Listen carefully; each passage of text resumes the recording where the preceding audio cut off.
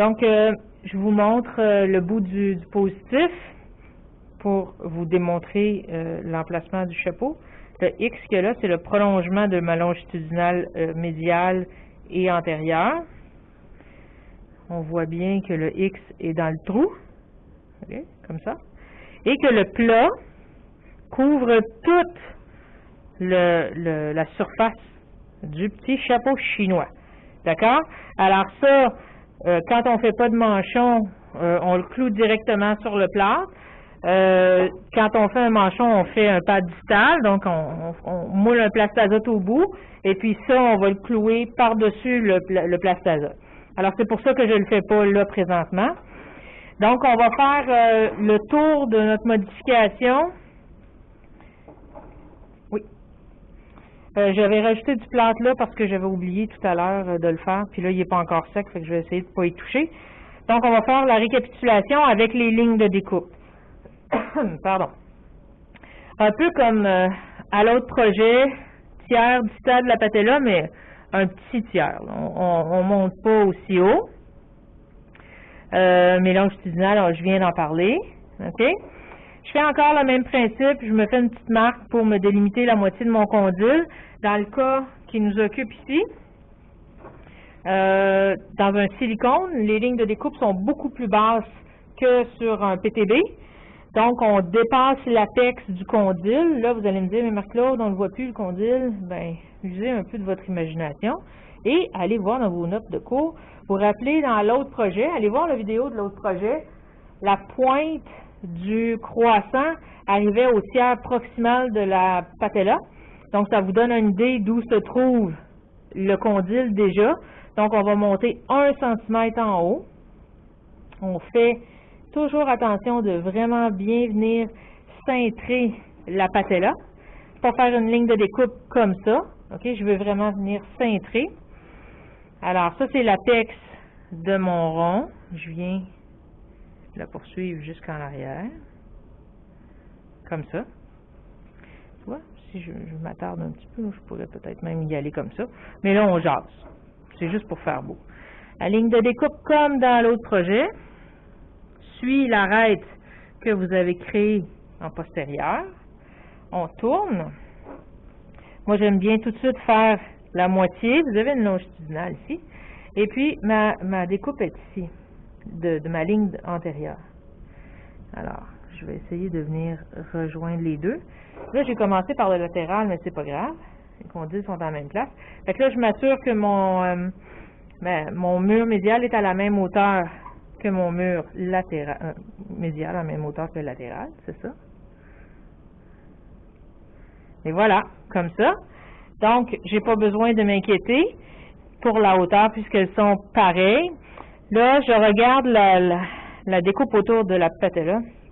C'est pas tout à fait à mon goût. Je vais venir l'harmoniser un petit peu. Fait que ça sera pas celle-là. Ça sera pas celle-là. Fait que j'essaye de venir cintrer ça un petit peu. Là, en le regardant d'un peu plus près, je vois que je pourrais venir retravailler un peu la base de ma patella. Parce que je vois que j'ai des petites aspérités que j'avais pas vues tout à l'heure. Fait que je viens prendre ma demi-ronde et j'harmonise. On veut pas avoir de creux, on veut pas avoir de vallée. Ça, c'est une forme beaucoup plus anatomique que le projet d'avant. Donc, on veut vraiment avoir de l'harmonie partout. Je pourrais peut-être même arrondir un peu ma tête. J'ai pas rajouté sur la crête. J'ai pas rajouté sur la tête fibulaire. Alors, la récapitulation va être assez courte parce que là, on refait toujours notre recette du creux popité. On y retourne. Je vais juste vous la poursuivre ici pour que vous le voyez bien. Ça, c'est ma ligne de niveau. On la voyait un peu, mais elle est un peu discrète. Alors, oups. Ça, c'est normal ici. Donc, la distance entre ça et ça doit être de 9 mm. Là, j'ai peut-être à peu près 8-9, c'est correct. Le tendon latéral doit être assis sur la ligne de niveau et être à une forme de dissous. c'est un peu plus grand. Dans le cas de M. Lamarche, c'est peut-être un peu normal. On dirait que sa forme est un peu plus comme ça. Et le tendon médial doit être de part et d'autre de la ligne de niveau. C'est le cas.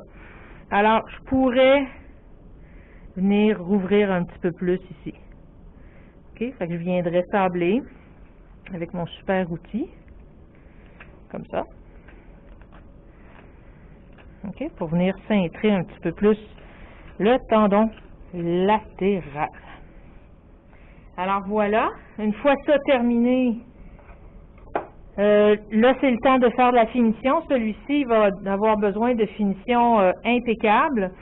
On peut commencer avec un plâtre mouillé pour enlever le plus gros, mais la finition se fait sur un plâtre sec, presque juste avant d'aller dans la salle de moulage. Sinon, avec un papier d'émery, ça va bien. Faites attention quand vous faites la finition sur le bout, pour ne pas perdre tout le beau travail que vous avez fait ici. Et puis, on ne vient pas changer l'angle du parapluie ici, on fait juste faire de la finition. Puis, on ne vient pas enlever l'arête qu'on a ici aussi pour le parapluie. Ici, on la voit super bien, là. On ne vient pas enlever ça parce qu'on veut avoir un endroit où le manchon se dépose et est stable, dans le fond de l'emboîture. Si on se met à changer ça, le manchon n'arrivera jamais à trouver sa bonne place dans le fond.